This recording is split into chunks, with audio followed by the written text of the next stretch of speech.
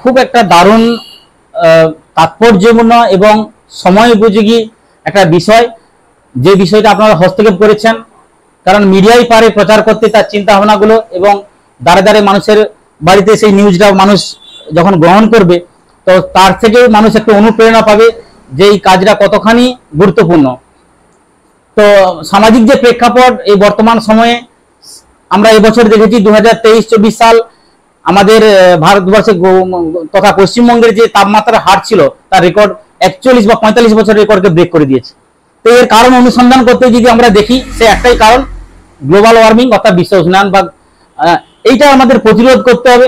অর্থাৎ যে green house gas সৃষ্টি হচ্ছে তার প্রতিরোধ করার জন্য সবচেয়ে একমাত্র উপায় হচ্ছে বৃক্ষরোপণ। একটি গাছ একটি প্রাণ আমরা ছোটবেলা থেকে পড়ে এসেছি, কিন্তু আমার প্রেক্ষাপটে বা আমার চিন্তা ভাবনা যদি বলা হয়, একটি গাছ এখন লক্ষ প্রাণের সমান।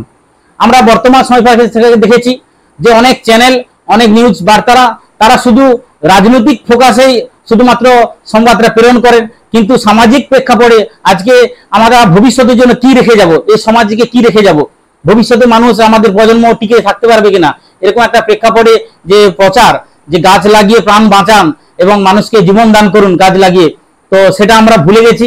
তো আপনারা যেহেতু এই উদ্যোগটা নিয়েছেন, এই উদ্যোগে ভীষণ আমি সাধুবাদ জানাই। কারণ এর সঙ্গে আমি বহুদিন ধরে যুক্ত, আমরা ময়না সবুজ মাচা মঞ্চের সঙ্গে যুক্ত, আমরা বহু জায়গায় বৃক্ষরোপণ করি, বিনা পয়সা বৃক্ষরোপণ করি।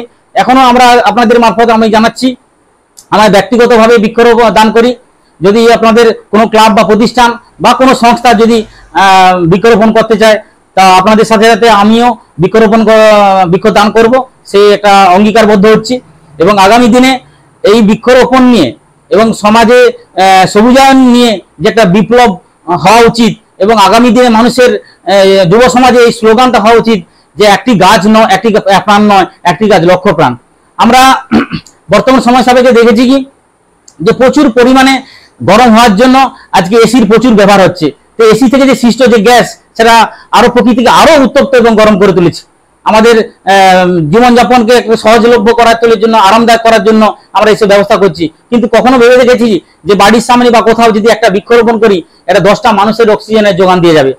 আমরা যদি অক্সিজেনের সঙ্গে তুলনা করি, 1 লিটার অক্সিজেন কিনতে যত টাকা দাম দিতে হয়, একটা বৃক্ষরোপণ করলে, একটা যদি বট গাছ আমরা কোথাও লাগাতে পারি, তা সে বট গাছ অন্তত 300 থেকে 400 বছর বাঁচবে। 400 বছর বাঁচলে তাহলে প্রকৃতিটাকে কিভাবে অক্সিজেন পরিমাণ যোগান দিয়ে যাবে এবং কত পরিমাণ অক্সিজেন দেবে, এবং সমাজটাকে কত সুশীতল রাখবে, এবং এই যে গ্লোবাল ওয়ার্মিং বা বিশ্ব উষ্ণায়ন, এটা আস্তে আস্তে আমরা প্রতিরোধ করতে পারবো। তাই আপনাদের মারফত আমিও কাজ করি, এবং আপনারা যে উদ্যোগ নিয়েছেন এই উদ্যোগে আবারও সাধুবাদ জানাই, যাতে এই ধরনের প্রচারের সঙ্গে আমিও যুক্ত হতে পারি। যদি আপনারা সুযোগ দেন এই ধরনের কাজ করতে, আমিও তা একদমই 100% রাজি আছি আপনাদের এই কাজে যোগদান করার জন্য।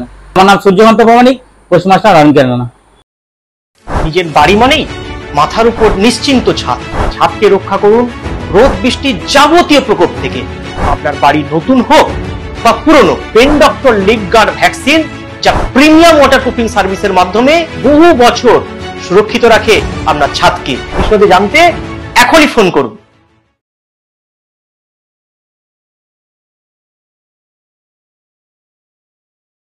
বিজ্ঞাপনের চমক নয়, আছে আগামী দিনের প্রতিশ্রুতি, মানে কর ফ্যাশন। ছেলেদের যাবতীয় নিত্য নতুন পোশাকের বিপুল সম্ভার নিয়ে নবরূপে সজ্জিত কর ফ্যাশন। বিশেষ করে মনে রাখবেন, আমাদের নতুন সংযোজন ছোট ছেলেদের পোশাকের বিপুল সম্ভার। আমাদের ঠিকানা ময়না রবিবারের বাজার। আমাদের আরেকটি শাখা বলাইপন্ডা বাজার, চৌরাস্তার দক্ষিণে ময়না। মনের মতন পোশাক মানেই কর ফ্যাশন।